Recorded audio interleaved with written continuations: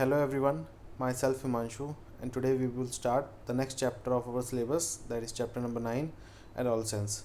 So in this chapter we will study about the changes that occurs in the body during the growth and development of a person. So let us start with the lecture.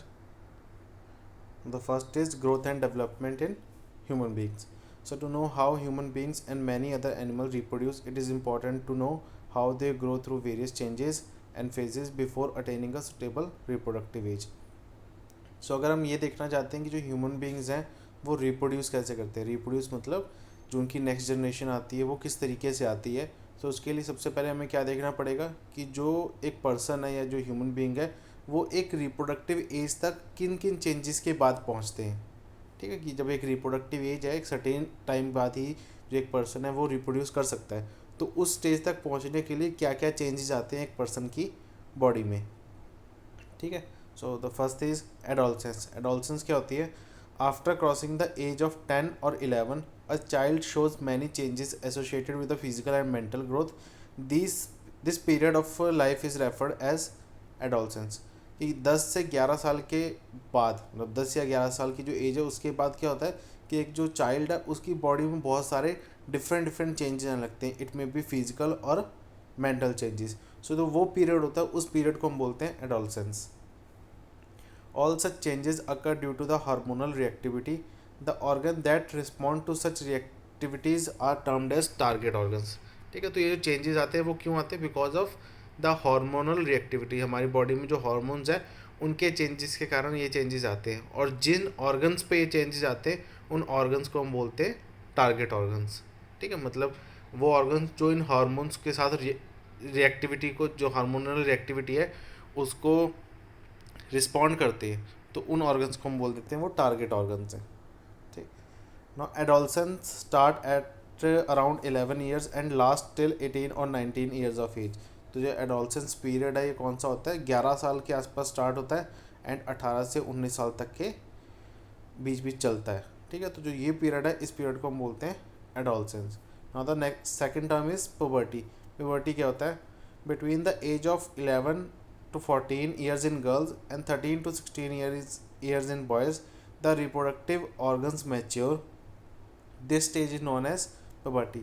तो जो लड़कियां होती हैं, मतलब girls जो हैं, उनमें 11 से 14 साल के बीच में, और जो लड़के होते हैं उनके 13 से 16 साल के बीच में जो रिप्रोडक्टिव ऑर्गन्स होते हैं वो मैच्योर होने शुरू हो जाते हैं। ठीक है, जो ये स्टेज होती है इस स्टेज को हम बोलते हैं puberty. During the puberty stage several changes takes place in the body. These are as follows. तो ये जो 11 से 14 लड़कियों में और लड़कों में 13 से 16 साल की जो एज होती है, इस टाइम पे क्या होता है कि बॉडी में और भी बहुत सारे चेंजेस आने स्टार्ट हो जाते हैं। सो वो चेंजेस कौन कौन से हैं? The first is development of sex organs. जो सेक्स ऑर्गन्स होते हैं उनकी डेवलपमेंट स्टार्ट हो जाती है। At puberty the male sex organ like testis and penis start growing. Testis start producing sperm after attaining a mature growth. All this happens under the influence of male sex hormone that is testosterone. तो जो puberty stage है उस time पे mails में क्या होता है कि जो उनके सेक्स ऑर्गन्स है दैट इज टेस्टिस और पेनिस, ये ग्रो करना स्टार्ट कर देते हैं। टेस्टिस का मेन काम होता है स्पर्म प्रोड्यूस करना। ठीक है, sperm are basically the male egg that are important for the reproduction. जो टेस्टिस है वो स्पर्म प्रोड्यूस करना शुरू कर देते हैं एक पर्टिकुलर स्टेज या पर्टिकुलर ग्रोथ के बाद। एंड ये होता क्यों है? Because of that male sex hormones that is testosterones के कारण। जो टेस्टोस्टेरोन्स हैं वो मेल सेक्स हार्मोन्स हैं। ठीक। Next, in girls during puberty the ovaries enlarges and start releasing ovum into the fallopian tube once in every 28 days. It happens under the influence of female sex hormone that is estrogens और प्रोजेस्ट्रोन्स। ठीक, तो इसमें क्या होता है कि जैसे boys में है, बॉयज़ में स्पर्म बनना शुरू हो जाता है। ठीक है, और वो किसके कारण होता है? उनके जो सेक्स हार्मोन्स हैं उनके कारण। ऐसे ही गर्ल्स में क्या होते हैं? जो गर्ल्स हैं उनकी ओवेरी जो होती हैं वो बड़ी होनी स्टार्ट हो जाती हैं, और जो ओव्यूम है, ओव्यूम मीन्स जो फीमेल एक तरह से कह सकते हो एग्स हैं। ठीक है, जो आगे रिप्रोडक्शन में हेल्प करते हैं। जैसे मेल में स्पर्म हेल्प करते हैं वैसे फीमेल्स में ओव्यूम्स हेल्प करते हैं। तो ओव्यूम्स बनने स्टार्ट हो जाते हैं जो कि फेलोपियन ट्यूब में ट्रांसफ़र हो जाते हैं हर 28 डेज़ में एक बार। मतलब 28 डेज़ में ये प्रोसेस एक ही बार होती है। ठीक, अब ये क्यों होती है? जैसे स्पर्म बनते हैं because of the influence of male sex hormone, ऐसी जो ओव्यूम्स बनते हैं वो किस लिए बनते हैं? फीमेल सेक्स हार्मोन्स के इन्फ्लुएंस के कारण। एंड फीमेल सेक्स हार्मोन्स को हम बोलते क्या है? ऑस्ट्रोजन्स और प्रोजेस्टेरोन्स। ठीक है, ये आपको नेम याद करने कि मेल सेक्स हार्मोन्स कौन से हैं, फीमेल सेक्स हार्मोन्स कौन से हैं। ठीक, अब ये जो फीमेल सेक्स हार्मोन्स के कारण जो ओव्यूम बनते हैं, इस पूरी प्रोसेस को, जो 28 डेज में ओव्यूम बनते हैं, हर 28 डेज में, इस प्रोसेस को हम बोलते हैं ओव्यूलेशन। ठीक है, ओव्यूम्स बनने की जो पूरी प्रोसेस है एक पर्टिकुलर टाइम पीरियड में, उस प्रोसेस को बोलते हैं ovulation. During this period the wall of uterus become thick with an increased supply of blood to nourish the embryo. If the ovum does not get fertilized, the thick lining of uterus along with the accumulated blood gets expelled out through the vagina. This process is called menstruation. So इस पीरियड में क्या होता है कि जो uterus है उसकी जो वॉल्स है ना, उस पर ब्लड की एक लेयर बननी शुरू होती है। क्यों होती है? बिकॉज ताकि जो एम्ब्रियो बनेगा वो ज़्यादा अच्छे वे में नरिश हो सके। बट अगर वो जो ओव्यूम है वो फर्टाइल नहीं होता तो ये क्या करती है, जो ब्लड एक्सपेल्ड आउट हो जाता है, मतलब बाहर आता है विजाइना से बाहर आना स्टार्ट हो जाता है। अब ये जो ब्लड बाहर आना स्टार्ट होता है, इस पूरी प्रोसेस को हम बोलते हैं मेंस्ट्रुएशन। ठीक, and this entire process period is called menstrual cycle.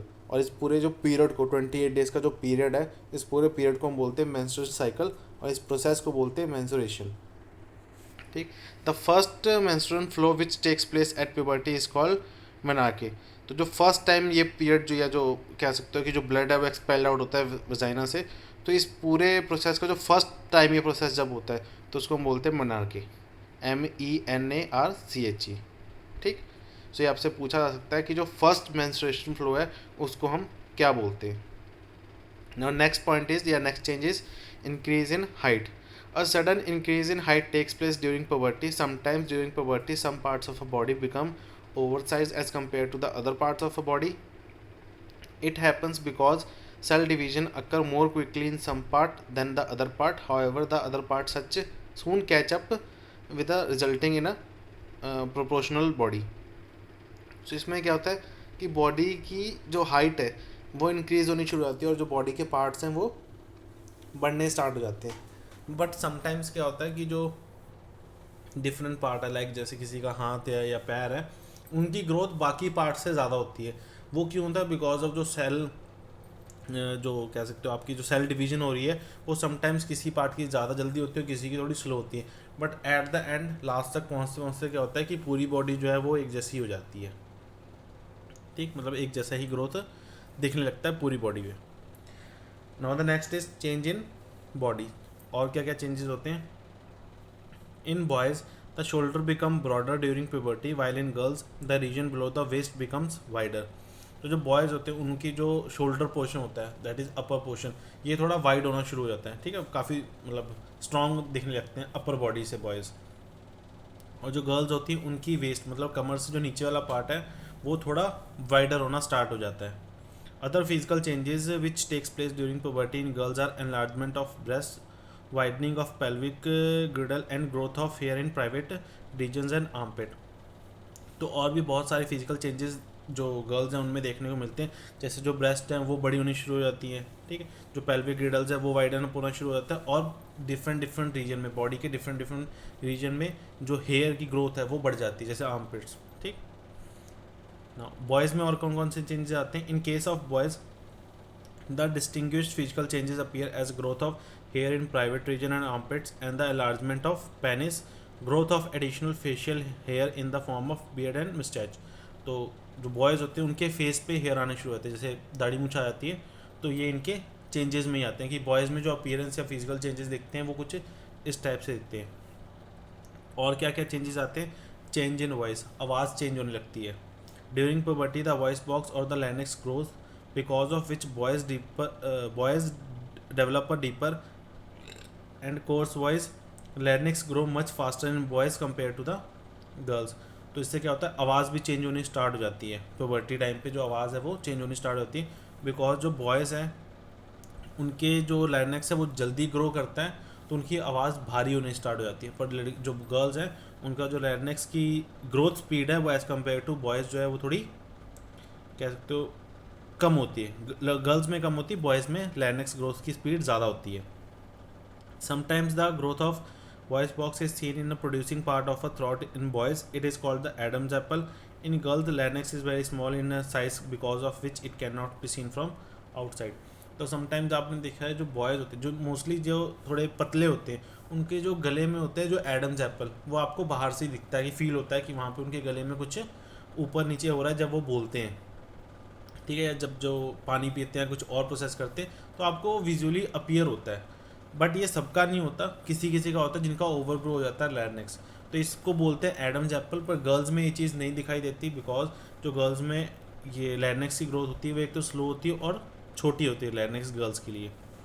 ठीक, तभी उनकी आवाज़ ज़्यादा भारी नहीं होती. Next, increase secretion of sweat sebaceous glands. कि जो स्वेट ग्लैंड्स होते हैं उनकी प्रोसेस बढ़ जाती है. बच्चों को पसीना कम आता है बट बड़ों को ज़्यादा आता है बिकॉज जो स्वेट ग्लैंड है वो ज़्यादा एक्टिव हो जाता है इस स्टेज में आके. तो during this period the activity of sweat and sebaceous gland increases because of which the skin gets oilier resulting in the adolescent getting acnes and pimples on his or her face. तो sweat gland बढ़ जाता है process करना, जिसके कारण हमारी जो skin है वो थोड़ी ऑयली सी होने लगती है. और उसके बाद क्या होता है कि जो बॉयज़ या जो गर्ल्स हैं उनको पिंपल्स वगैरह होने स्टार्ट हो जाते हैं. ठीक है, तो पिंपल्स दो तीन रीजन से होते हैं. एक तो आपकी स्किन जब ऑयली है उस पर डस्ट आके चिपकती है, देन पिंपल्स हो जाते हैं. तो ये भी एक जो चेंज है उसका एक पार्ट है. Next is intellectual and emotional changes. Apart from the physical changes some intellectual and emotional changes also occur during puberty. ठीक है, मतलब कुछ फिजिकल तो हमने पढ़ ही ली कौन कौन से होते हैं, हाइट बढ़ती है, वॉइस चेंज होती है. ठीक है, बट इसके अलावा कुछ मेंटल चेंजेस या कह सकते हो आप इमोशनल चेंजेस भी होते हैं बॉडी में. ठीक, अब वो चेंजेस क्या हैं? Adolescent become more independent than before. They feel capable of accomplishing anything at their own. ठीक है, जैसे हम बड़े होते हैं तो जो एडोलसेंट पीरियड, इसमें क्या होता है कि हर एक जो इंडिविजुअल उसको लगने लगता है कि वो बहुत ज़्यादा इंडिपेंडेंट है, कि वो अपने काम खुद कर सकता है, अपनी चीज़ें खुद कर सकता है. ठीक है, तो वो इंटेलेक्चुअल और इमोशनल चेंजेस से भी होके गुजरता है. The mental and the physical changes that occur during adolescent sometimes cause insecurity and mental problem such as eating disorder, depression and frustration. And इस पीरियड में और भी क्या होता है कि जैसे कुछ स्टूडेंट्स या कुछ जो बच्चे हैं या कुछ इंडिविजुअल्स हैं जो थोड़े से डिस्ट्रैक्ट हो जाते हैं. ठीक है, मतलब उनको मेंटल स्ट्रेस होने लगता है या फिर आप कह सकते हो डिप्रेशन होने लगता है, फ्रस्ट्रेशन होने लगती है. तो ये भी चेंजेस का ही पार्ट है. ठीक, now next is endocrine system. तो अभी तक हमने जितने पढ़े थे ये कुछ चेंजेस थे जो हमारी बॉडी में आते हैं ड्यूरिंग द एडोलसेंट और puberty period. Next is the endocrine system. ये हमारी बॉडी का जो पूरा होल सिस्टम है उसके बारे में. The endocrine system consist of a number of glands located all over the body. These glands are called endocrine glands. तो हमारी बॉडी में बहुत सारे ग्लैंड्स होते हैं. ग्लैंड्स आगे हम देखेंगे कि डिफरेंट डिफरेंट छोटे छोटे पार्ट्स ही हैं एक तरह से, जो हमारी बॉडी में हर जगह होते हैं. ठीक है, डिफरेंट डिफरेंट ग्लैंड्स हर जगह होते हैं. These have no duct or vessels due to which they discharge the chemicals directly into the blood. तो ये जो एंडोक्राइन ग्लैंड्स होते हैं इनमें डक्ट नहीं होता, जिसके कारण ये क्या करते हैं, जितने भी केमिकल्स ये प्रोड्यूस करते हैं ये डायरेक्टली ब्लड में डिस्चार्ज कर देते हैं, मतलब डायरेक्टली ब्लड में ही मिक्स करते हैं. ग्लैंड्स का मेन काम होता है हार्मोन्स या कह सकते हो केमिकल्स प्रोड्यूस करना, जो कि डिफरेंट डिफरेंट काम या डिफरेंट डिफरेंट फंक्शंस परफॉर्म करेगा आगे. These chemicals, the chemicals they produce are called hormones. Hormone control the various progressive activities of growth of the body like growth and development, emotional behavior and puberty and reproduction. तो जो growth वाले जितने भी functions होते हैं ये सारे जो ग्लैंड्स हार्मोन्स प्रोड्यूस करते हैं, जो ग्लैंड्स हैं जो केमिकल प्रोड्यूस करते हैं जिनको हम आगे हार्मोन्स बोल देते हैं, तो हार्मोन्स ये सारी चीज़ें कंट्रोल करते हैं. तो अब हमारी बॉडी में कौन कौन से डिफरेंट डिफरेंट ग्लैंड्स हैं उनके बारे में हम पढ़ लेते हैं. मतलब फर्स्ट है टेस्टिस, जो हमने पीछे भी पढ़ा था कि ये मेल जो मेल्स हैं उनमें ये प्रेजेंट होता है. Testis and ovaries. Testis males में होते हैं और ओवेरीज जो है वो फीमेल्स में होती है. Apart from being reproductive organ actually an endocrine gland, testis produce the male hormone testones which leads to the development of secondary sexual features in male. तो टेस्टिस का काम क्या होता है, male hormone, male sex hormones produce करना, that is testones. और females में ovaries होती हैं, उनका काम क्या होता है, वो फीमेल सेक्स हार्मोन्स प्रोड्यूस करती है, दैट इज ऑस्ट्रोजन्स और प्रोजेस्ट्रोन्स. ठीक। तो और उसके अलावा वो सेकेंडरी सेक्सुअल कैरेक्टरिस्टिक जो है फीमेल में वो भी लेके आती हैं। Next is pituitary gland. This is found at the base of the brain, brain के पास होता है। It produce several hormones which control water balance along with the growth of body and functioning of other glands, that is why it is called master gland. तो ये क्या करता है, इसमें से हार्मोन्स जो प्रोड्यूस होते हैं वो बॉडी में वाटर कंट्रोलिंग या और भी ग्लैंड्स के जो फंक्शंस है उनको परफॉर्म करने में हेल्प करता है, दैट्स वाई इसको हम मास्टर ग्लैंड भी बोल देते हैं। Next is thyroid gland. It is located near the larynx. It produces a hormone thyroxine which stimulates the respiration and growth rate. ठीक है, तो ये एक थायरोक्सिन नाम का हार्मोन प्रोड्यूस करता है थायराइड ग्लैंड, जो कि रेस्पिरेशन और ग्रोथ में हेल्प करता है। Next is pancreas. It is located below the stomach. It produces the hormone called insulin which control the sugar level in the blood. तो पैनक्रियाज इंसुलिन नाम का जो हार्मोन है वो प्रोड्यूस करते हैं, जो कि हमारी बॉडी में शुगर लेवल को मेंटेन रखती है। तो जिनको डायबिटीज़ वगैरह की प्रॉब्लम होती है उनकी बॉडी में आइदर इंसुलिन बन नहीं रहा होता या फिर इनकी बॉडी में इंसुलिन की प्रॉपर वे से यूज़ नहीं हो रहा होता। ठीक। Next is adrenal gland. It is located in the abdomen above the kidney. It produces a hormone एंड्रेलिन that helps the body to adjust to the stress और fear when the person is angry और worried. It also regulate blood pressure and heartbeat. तो ये gland एक एंड्रेलिन नाम का hormone produce करता है, जो कि हमारी बॉडी में जब हमें स्ट्रेस होता है या फिर डर लगता है, गुस्सा आ जाता है, तो उस टाइम पे हमारी बॉडी को कंट्रोल या एडजस्ट करने में हेल्प करता है। देन इसके अलावा ये ब्लड प्रेशर और हार्ट बीट्स को भी मेंटेन रखता है, रेगुलेट करने में हेल्प करता है ये वाला जो हार्मोन प्रोड्यूस करता है एड्रेनल ग्लैंड। ठीक। तो देखो इसके आपको क्वेश्चंस कुछ इस टाइप से आ सकते हैं कि कौन सा ग्लैंड किस लोकेशन पे होता है और वो कौन सा हार्मोन प्रोड्यूस करता है। ठीक है, उसके फंक्शंस भी पूछ सकते हैं। तो उसके लिए आपको एक टेबल दिया हुआ है, आप इससे देख सकते हो कि जो कौन सा ग्लैंड है उसकी लोकेशन क्या है और वो कौन सा हार्मोन प्रोड्यूस करता है। ठीक। सो आज के लिए सिर्फ इतना ही। Thank you students.